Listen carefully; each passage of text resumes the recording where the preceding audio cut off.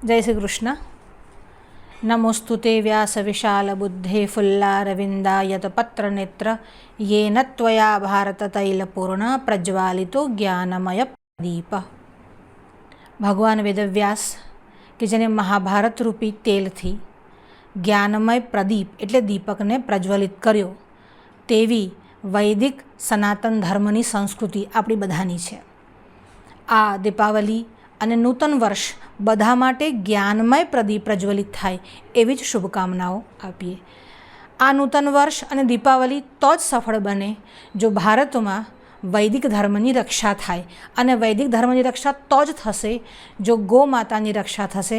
કારણ કે વૃષભ એટલે ગાયનો પુત્ર નંદી જ ધર્મનું રૂપ લઈને આવે છે, અને આ ગાયની રક્ષાથી સમગ્ર વૈદિક ધર્મની રક્ષા થાય છે. કારણ કે ધર્મની માં કોઈ હોય તો એ ગૌ માતા છે. બસ આ દીપાવલી અને નૂતન વર્ષમાં ભારતીયોને આટલી જ અપીલ કરીએ કે ગાય માટે આપણે એકજૂથ થઈ આ વર્ષને ઉજવીએ. જય શ્રી કૃષ્ણ.